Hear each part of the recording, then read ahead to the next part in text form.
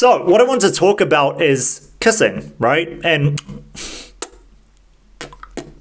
being the suave person I am, we'll go into kissing now for a very real reason, actually, because you can see it on Instagram. In terms of kissing a girl, that is a robot girl. And the guy just couldn't help himself kissing the robot girl, and it went absolutely viral. Now, he says my robot girlfriend, but we both know that that was in an event, and he literally kissed a robot that he was kind of like Comic-Con. He was just supposed to be looking at, but he couldn't help himself, right? The woman was so beautiful.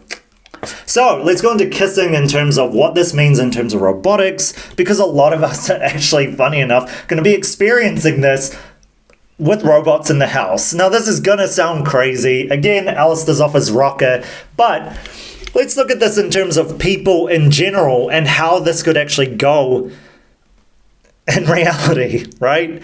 So I can cover kissing. Obviously, we're not covering the other side of this, etc. That type of late night coverage is for other channels to get taken off YouTube, but I'll stick to kissing, right? So kissing, lips, contact to contact, etc. You know it with your mum, you know it with your dad, you know it with your brother or sister, depending on how you grew up, and you know it as French, like that, right?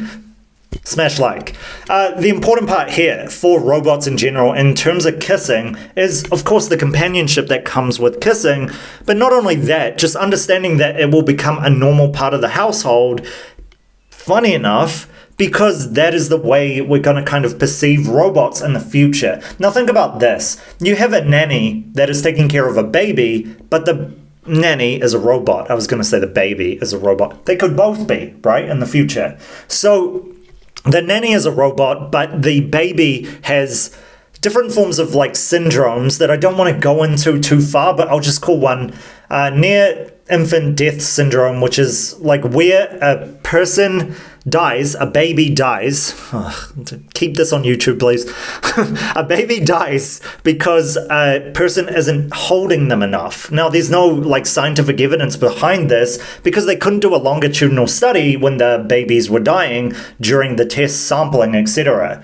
But the big thing is touch creates intimacy, which creates trust for the baby, and for some reason that creates a type of vitality that keeps the baby alive, right? So this is important to understand, sheesh.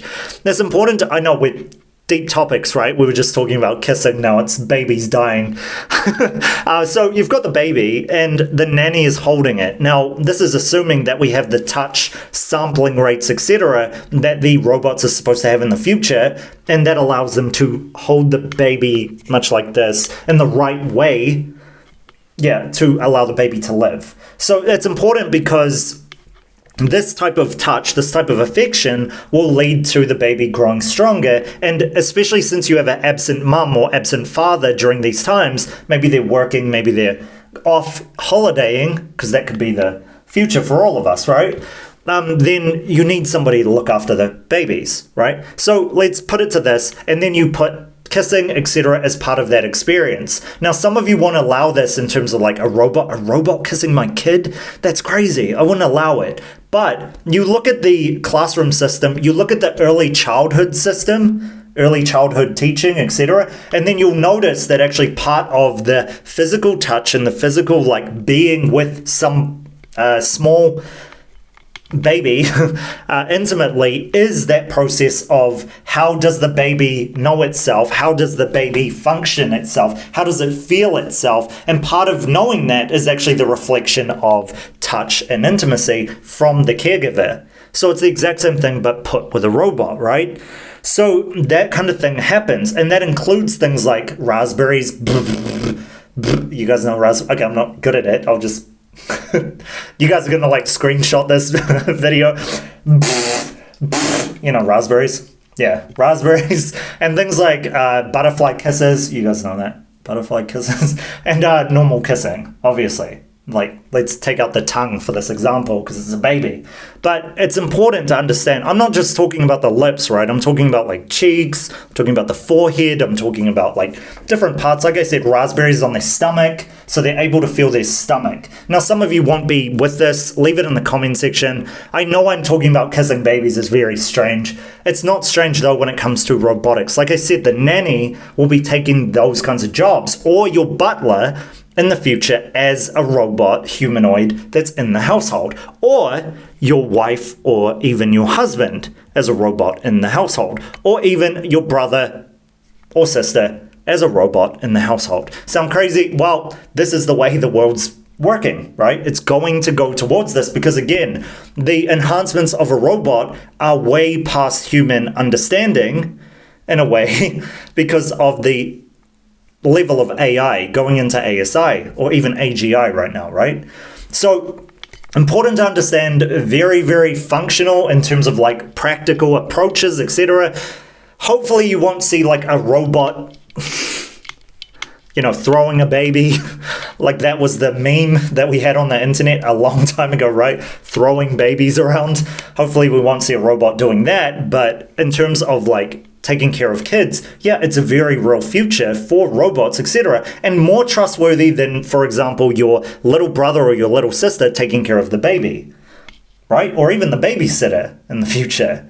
So this is, again, another role that's taken. They're taking our jobs, but it's very important to understand because of this. Now, when it comes to kissing, let's talk about like the actual kissing involved in this. Now, I spoke about the guy who was absolutely kissing the thing. You guys should check it out. It's weird. He did not look like he kissed many people before.